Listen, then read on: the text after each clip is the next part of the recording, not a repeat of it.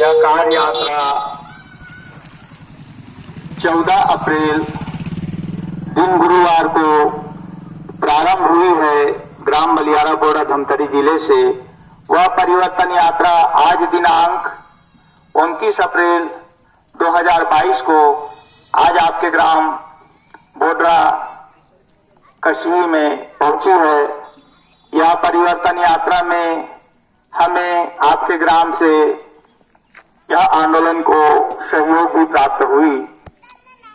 साथियों, आप सबको जानकारी है हमारे देश के अंदर में लोकतांत्रिक व्यवस्था है और लोकतंत्र में हम पिछड़ी जाति समुदाय लोकतंत्र में संवैधानिक अधिकारों से वंचित क्यों हैं।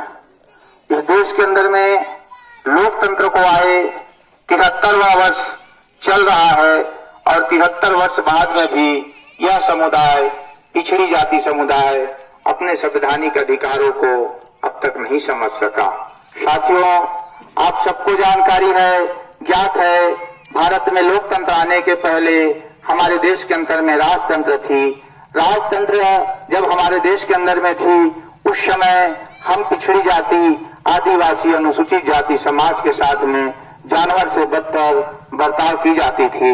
राजतंत्र में एक वर्ग विशेष को ब्राह्मण क्षत्रिय वैश्य और शूद्र 4 वर्ण के आधार पर समाज संचालित होती थी। ब्राह्मण को एकाधिकार था शिक्षा प्राप्त करना और पूजा पाठ करना, ये 100% आरक्षण थी। क्षत्रिय समाज को राजपाट करने का 100% आरक्षण था। उसी क्रम में वैश्य समाज को धन संचय करने का अधिकार था, व्यापार करने का अधिकार था। उस समय हम भारत में वर्ण व्यवस्था है तो वर्ण व्यवस्था के आधार पर हम किस वर्ग में से बिलोंग करते हैं, तब हमारे समाज के लोग इस बात को संतुष्टि पूर्वक उत्तर नहीं दे पाते। साथियों, चौथा वर्ण था भारत का शूद्र, जिसमें शूद्र कहे जाने वाली जातियों की जो वर्ण व्यवस्था के आधार पर जो शूद्र थी उनकी जातियां देश में 6,743 जातियां और 6,743 जातियों को आपस में तोड़ करके इस देश के अंदर में शासक वर्गों ने 5,000 साल तक इस देश में राज किया। साथियों, यह बड़ा ही सोचने का विषय है। एक वर्ग जिसका जाति ब्राह्मण है उसका वर्ण भी ब्राह्मण है, क्षत्रिय का जाति क्षत्रिय उसका वर्ण भी क्षत्रिय, वैश्य का जाति वैश्य तो उसका वर्ण भी वैश्य। तो चौथे वर्ण का जाति लगभग 7,000 क्यों? और जब 7,000 जातियां हैं तो उसे आपस में ऊंचा और नीचा दिखाने का कार्य ब्राह्मणों के द्वारा की गई। साथियों, ये चतुर्वर्ण व्यवस्था इस देश के अंदर में 5,000 साल तक सीमित रही। इसी दरमियान 1931 में हम शूद्र कहे जाने वाली जातियों की मनुष्य के रूप में पहचान साइमन कमीशन के द्वारा हुई। साइमन कमीशन के द्वारा हम पिछड़ी जाति जिन्हें आज कहते हैं उनकी मनुष्य के रूप में जब पहचान हुई, तब यह जो समुदाय है, जो बड़ा विकराल समाज है, उसमें जिन्हें हम पिछड़ी जाति कहते हैं, उस जाति की जनसंख्या देश के अंदर में 52% मिली। और जब उनकी जाति की सर्वे हुई तब 3,743 जाति के रूप में हुए। उसी प्रकार से आदिवासी समुदाय की इस देश के अंदर में जो वर्ण व्यवस्था के आधार पर शूद्र कहे जाने वाली वह भी जाति थी, उसकी जब सर्वे हुई तब 750 जाति के रूप में पहचान हुई। उसी प्रकार से जिन्हें आज हम अनुसूचित जाति कहते हैं, वह समाज की जब सर्वे हुई तो देश के अंदर में 1500 जाति मिली। इस प्रकार से 1500 जातियां मिली तो 15% उनकी जनसंख्या निकली। आदिवासी समाज की जनसंख्या देश के अंदर 7.5% निकली और अन्य पिछड़ी जाति कहने वाली जातियां इस देश के अंदर में 52% निकली। इस प्रकार से अल्पसंख्यक जिन्हें हम बौद्धिस्ट कहते हैं या ईसाई मुस्लिम कहते हैं, वह समाज की जनसंख्या 10.5% निकली। इस तरह से ब्राह्मण समुदाय की जाति आधारित जनगणना हुई तब उस समाज की जनसंख्या 100 में 3% निकली, क्षत्रिय की 5% और वैश्य की 6%। इस तरह से साथियों, इस देश में हमारे देश के अंदर में जब साइमन कमीशन के द्वारा सर्वे हुई तब लोकतंत्र का निर्माण की तैयारी चली। उसी दरमियान इस देश के अंदर में जो 100 कलेक्टर कमिश्नर बनेंगे तो 52 पिछड़ी जाति का बनना चाहिए। 100 एसडीएम डिप्टी कलेक्टर बने तो 52 पिछड़ी जाति का बनना चाहिए। ये बातें लंदन में, इंग्लैंड में और भारत में भी उठी। लेकिन साथियों, इस देश के अंदर में जो पिछड़ी जाति समुदाय कहे जाने वाली है, वह समुदाय के लोगों ने कहा कि हम अपने जाति के लोगों को कलेक्टर कमिश्नर बनाने के पक्ष में बिल्कुल नहीं है और अंबेडकर हमें अधिकार दे करके नीची जाति का बना देगा। ये कहकर हमारे समाज के लोगों ने उस अधिकार का विरोध किया। आदिवासी अनुसूचित जाति समाज के लोगों ने डॉक्टर अंबेडकर के उस विचारों का समर्थन किया। आज वह आदिवासी समाज, अनुसूचित जाति समाज इस देश और प्रदेश के अंदर में शासन और प्रशासन में भागीदारी सुनिश्चित करते हैं। लेकिन साथियों, भारत देश के अंदर में कॉन्स्टिट्यूशन का निर्माण होने के उपरांत में हमारे देश के अंदर में संविधान के आर्टिकल 340 बने।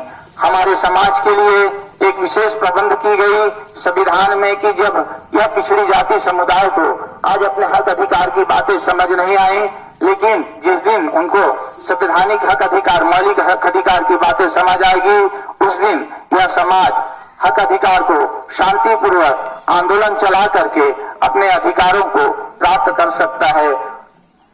इस तरह से यह समाज के लिए और भी व्यवस्था की गई। यदि पिछड़ी जाति समुदाय यदि किसी क्षेत्र में पिछड़ता है, आदिवासी समाज किसी क्षेत्र में पिछड़ता है, अनुसूचित जाति समाज अगर किसी क्षेत्र में पिछड़ता है, उसे मुख्य धारा में लाने के लिए आर्टिकल 340, आर्टिकल 342, आर्टिकल 341 इस तरह से इस संविधान में व्यवस्थाएं रही। परंतु इस देश के अंदर में लोकतंत्र आने के बाद में भी पिछड़ी जाति समुदाय के लोगों ने संविधान के इस आर्टिकल को कभी देखने और समझने का प्रयास नहीं किया। जबकि आप सबको पता है, जो पढ़े लिखे साथी हैं उन्हें, कि दुनिया का सबसे बड़ा लोकतंत्र भारत में है। परंतु भारत देश के अंदर में सबसे बड़ा लोकतंत्र होने के बाद हम पिछड़ी जाति, आदिवासी, अनुसूचित जाति समाज गरीबी रेखा के नीचे 80% क्यों निवास करते हैं? जबकि हमारा मानना है कि दुनिया का सबसे बड़ा अमीर भारत देश है, परंतु एक वर्ग ऊंचा, एक वर्ग गरीब और एक वर्ग अमीर क्यों? ये बहुत ही चिंता का विषय है। साथियों, इस देश के अंदर में लोकतंत्र का निर्माण हुआ। लोकतंत्र में कहा जाता है, और जब हम लोकतंत्र को अध्ययन करते हैं तो एकदम सेम से जैसे एक परिवार में एक पिता के 4 बच्चे हैं और वो पिता अपने संपत्ति में चारों बच्चों को बराबर अधिकार देता है, भागीदारी जब दे देता है, तब वहां पर चारों भाई आपस में किसी भी प्रकार के लड़ते झगड़ते नहीं हैं।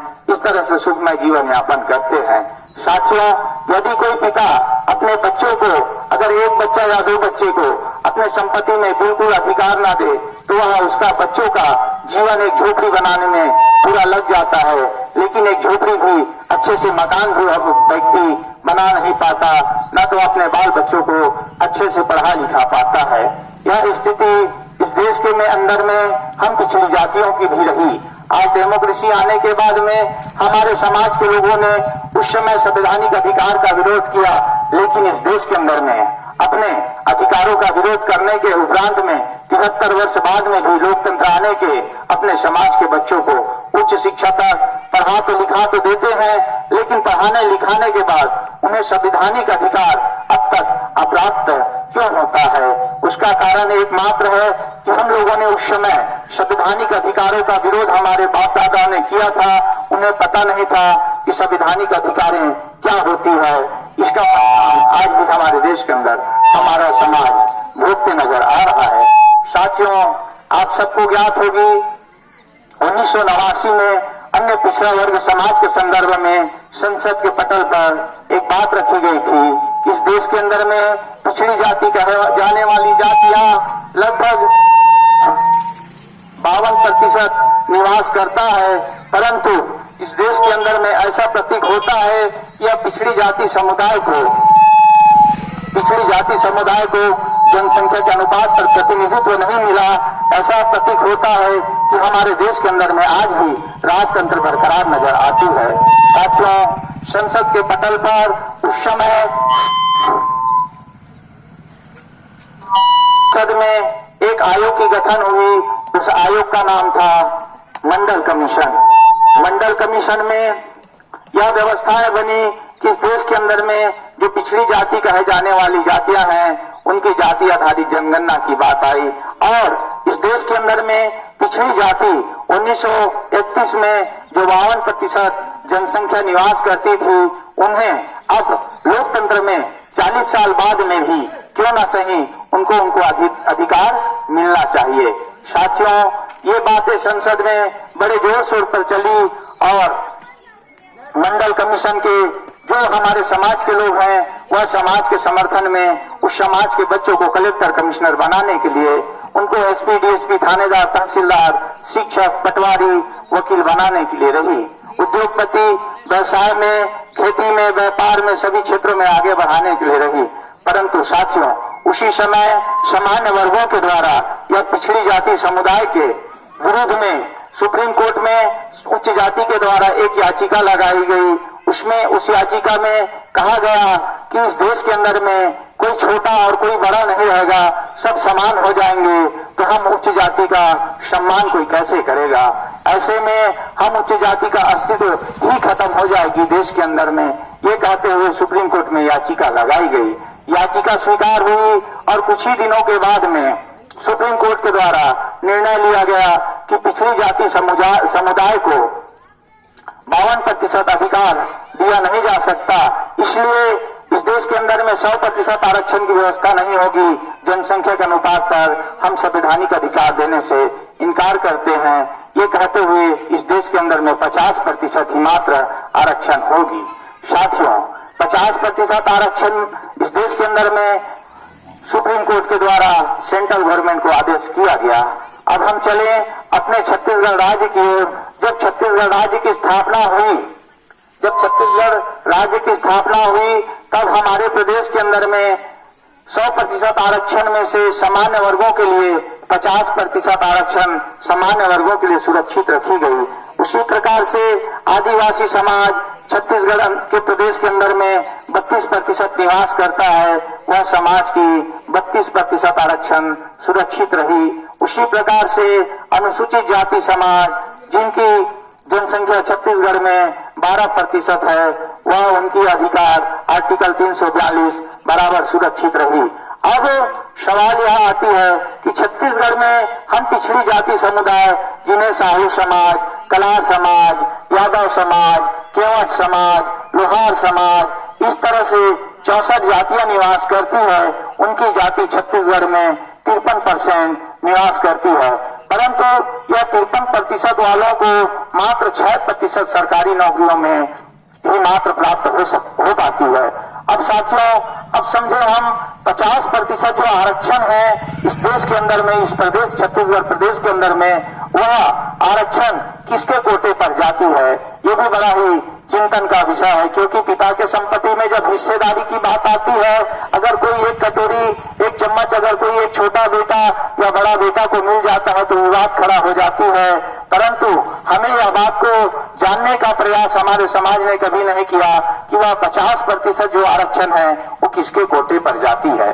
साथियों, छत्तीसगढ़ में जो सामान्य जाति कहे जाने वाली जो जातियां, जिन्हें हम उच्च जाति ब्राह्मण या क्षत्रिय वैश्य कहते हैं, वह 50% आरक्षण सामान्य वर्गों के कोटा में जाती रही। और हमारे समाज को यह बताया गया कि आदिवासी अनुसूचित जाति समाज को बहुत ज्यादा आरक्षण प्राप्त है, इसीलिए तुम पिछड़ी जाति समुदाय के लोगों को सरकारी नौकरियों में हिस्सा नहीं मिल पाता। हमारे समाज के लोगों को कहा गया कि आरक्षण मुर्दाबाद, आरक्षण खत्म करो का नारा लगाया गया, लेकिन पिछड़ी जाति समुदाय के लोगों को यह बात की जानकारी नहीं हुई कि भारत के संविधान में सबसे पहले पिछड़ी जाति समुदाय के लिए आर्टिकल 340 बनी है, जिसमें जनसंख्या के अनुपात पर प्रतिनिधित्व का वकालत करता है भारत का संविधान। साथियों, यह हमारा समाज अनुसूचित जाति, आदिवासी और अनुसूचित जाति समाज के विरोध में खड़ा रहा, जबकि सामान्य वर्गों के द्वारा अन्य पिछड़ा वर्ग समाज का जो अधिकार है वह अधिकारों को पूरी तरह हड़प कर लिया गया। इस बात को भी किसी ने हमारे समाज को बताने का कार्य नहीं किया। साथियों, आप लोगों को ज्ञात होगी, अभी 2015-16 में अन्य पिछड़ा वर्ग समाज के 314 लोक सेवा आयोग में परीक्षा दिलाए थे पिछड़ी जाति समुदाय के बच्चे। उसमें जब पिछड़ी जाति समुदाय के बच्चे लोक सेवा आयोग का परीक्षा में टॉपर हुए थे, तब उन्हें मात्र सिलेक्शन नियुक्ति मात्र कलेक्टर बनने के लिए मात्र बची थी। उसी दरमियान सामान्य वर्गों के द्वारा हम पिछड़ी जाति समुदाय के विरुद्ध में सरकार को कहा गया, केंद्र सरकार को, कि इतने बड़े पैमाने पर देश के अंदर में पिछड़ा वर्ग समाज के बच्चे कलेक्टर कमिश्नर बनेंगे, तब हम सामान्य वर्गों की अस्तित्व ही खत्म हो जाएगी। इसलिए हमें किसी भी हाल में इन पिछड़ी जाति के बच्चों को आगे बढ़ने से रोकना होगा। साथियों, संसद के पटल पर वहां पर एक कानून बनी, पिछड़ी जाति समुदाय के बच्चों को किसी भी हाल में कलेक्टर बनने से रोकना होगा। उस पर आया क्रीमी लेयर हम पिछड़ी जाति के ऊपर में लादा गया। कहा गया कि तुम्हारे पिता के पास में 5 एकड़ 6 एकड़ जमीन है, तुम्हारे पिताजी एक सरकारी चपरासी है या शिक्षक है, इसलिए तुमको जो है भारत के संविधान के आर्टिकल 340 जो रिजर्वेशन का वकालत करता है, यह अधिकार तुम्हें नहीं मिल सकता, क्योंकि तुम्हारे पिता के पास में 5 लाख 7 लाख 8 लाख रुपया वार्षिक इनकम बनती है। साथियों, जरा गौर करिए, जिसके पास में गरीबी रेखा के नीचे जीवन यापन करते हैं, जो लोग दिन भर खेतों में मजदूरी करते हैं, वह बच्चे कभी 10वीं 12वीं तक ढंग से पढ़ नहीं पाते, और तो भारत के संविधान का आर्टिकल 340 को कैसे प्राप्त करेंगे? उनके तो बच्चे कभी कलेक्टर कमिश्नर बनने का सपना देख नहीं सकते। और जिनके घर के बच्चे, जिनके पिताजी के पास में अगर थोड़ी संपत्ति है, वह कलेक्टर कमिश्नर बनने की सपना देखता है और पढ़ाई करता है, तब सरकारों के द्वारा उनको क्रीमी लेयर श्रेणी में ला करके किनारे कर दिया जाता है। साथियों, ये बड़ा ही दुख का विषय रहा, और यह जो नियुक्ति थी 314 बच्चों का सरकार के द्वारा क्रीमी लेयर की श्रेणी में ला करके बाहर कर दिया गया, परंतु इस देश के अंदर में यह पिछड़ी जाति कहे जाने वाली जाति के लोगों ने इस पर कभी चिंतन मनन करने का कार्य नहीं किया। आप लोगों को जानकर हैरानी होगी कि वह 314 बच्चे अन्य पिछड़ा वर्ग समाज के जो लोक सेवाओं में टॉपर थे, जिनकी नियुक्ति बची थी, वह कोटा को, अन्य पिछड़ा वर्ग की कोटा को सामान्य वर्गों के द्वारा, जो उच्च जाति ब्राह्मण कहे जाने वाली जाति के लोगों के द्वारा बिना लोक सेवा आयोग की परीक्षा दिलाए ही भरा गया।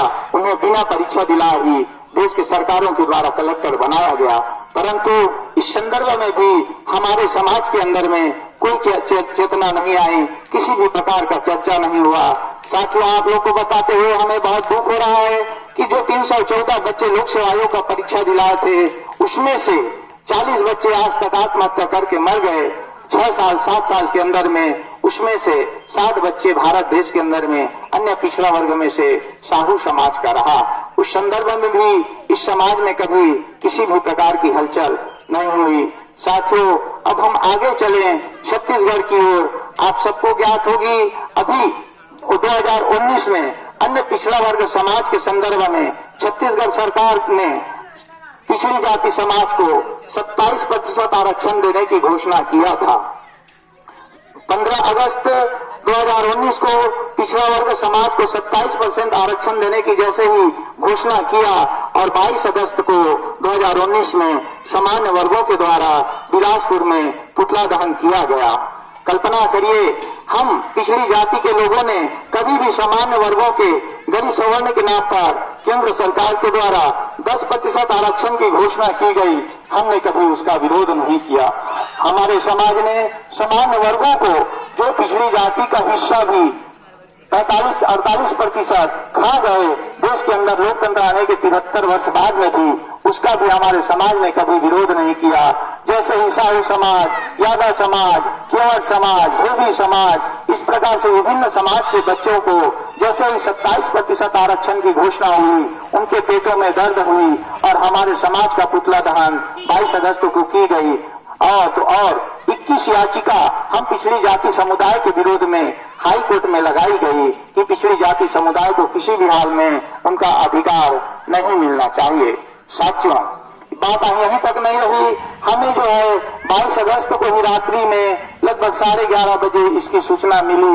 हमें बिलासपुर से कुछ साथियों के द्वारा बताया गया कि भैया आप पिछड़ी जाति समुदाय का नेतृत्व करते हो और उस स्थिति में छत्तीसगढ़ में पिछड़ी जाति समाज के बच्चों का पुतला दहन कर 21 याचिका हाई कोर्ट में लगाई गई है। हमने तत्काल निर्णय लिया, छत्तीसगढ़ के सभी संभागों में, सभी जिलों में तत्कालिक सामाजिक संगठन के हमारे पदाधिकारियों को आगाह करते हुए मीटिंग बुलाया। साथियों, हमने पूछा, इसके बाद में आप लोगों को ज्ञात होगी 15 सितंबर 2019 को रायपुर में पिछड़ी जाति समुदाय का पुनः सामान्य वर्गों के द्वारा पुतला दहन करके 20 याचिका हाई कोर्ट में और लगाई गई। इस प्रकार से अन्य पिछड़ा वर्ग समाज के विरोध में सामान्य वर्गों के द्वारा कुल 41 याचिका लगाई गई और हमने 22 सितंबर को ही रायपुर में एक सेमिनार बुलाया कि हम पिछड़ी जाति समुदाय के लोग छत्तीसगढ़ के अंदर में 53% निवास करते हैं और हम लोगों ने कभी भी सामान्य वर्गों के गरीब सवर्ण के नाम पर 10% आरक्षण का विरोध नहीं किया, जबकि उनकी जनसंख्या छत्तीसगढ़ में मात्र 1% है और हमारी समाज की जनसंख्या 53% है। उन्हें 1% वालों को 50% आरक्षण मिलती है और हम 53% वालों को 6% आरक्षण मिलता है। उस स्थिति में हम अपने प्रदेश के अंदर में सामाजिक संगठन के मुखियाओं से कहा कि जिस दिन हम अपने समाज के हक अधिकार के लिए छत्तीसगढ़ को बंद कराने का निर्णय लेंगे तो क्या आप लोगों की सहयोग रहेगी। समाज के पदाधिकारियों के द्वारा हमें सहमति प्रदान किया गया और 13 नवंबर 2019 को पिछड़ा वर्ग समाज के साथ अन्याय अत्याचार के विरुद्ध में हमने छत्तीसगढ़ को बंद कराने का निर्णय लिया। साथियों, बातें यहीं तक नहीं रही कि हम पिछड़ी जाति समाज को जब कभी भी संवैधानिक अधिकारों की बात आई तब सामान्य वर्गों के द्वारा हमारे अधिकारों का विरोध क्यों किया जा रहा है। इससे हमें समझना होगा, सीख लेना होगा कि हमारा विरोधी हम पिछड़ी जाति का कोई मुसलमान ईसाई नहीं, हमारा समाज का कोई आदिवासी अनुसूचित जाति समाज के लोग विरोधी नहीं। जबकि हमने 13 नवंबर 2019 को छत्तीसगढ़ को बंद कराने का निर्णय लिया तो हमारे 27% आरक्षण के समर्थन में बड़े पैमाने पर आदिवासी अनुसूचित जाति समाज के लोगों ने समर्थन किया और हमारे साथ में छत्तीसगढ़ को बंद कराने में अपना सहयोग प्रदान किया। उन लोगों ने यहाँ तक कहा कि भैया जी, आपका समाज तो 27% नहीं 53% है छत्तीसगढ़ में, आप लोगों का तो 27 नहीं 53% हिस्सेदारी बनती है, लेकिन ये तो आधा हिस्सा है, आप लोग को अपना अधिकार पूरा लेना चाहिए। इस प्रकार से हमारा मनोबल को आदिवासी समाज अनुसूचित जाति समाज के लोगों ने मजबूत करने का कार्य किया। लेकिन साथियों, बड़ा ही दुर्भाग्य का बात यह है कि हम पिछड़ी जाति समुदाय के लोग जिन ब्राह्मण देवता के बगैर हम घर में घर जब बनाते हैं तो गृह प्रवेश ब्राह्मण देवता के बगैर नहीं कर सकते। हम अपने घरों में शादी ब्याह करते हैं तो ब्राह्मण देवता के बगैर नहीं करते। हम अपने घरों में नन्हे बच्चे पैदा होते हैं, जन्म लेते हैं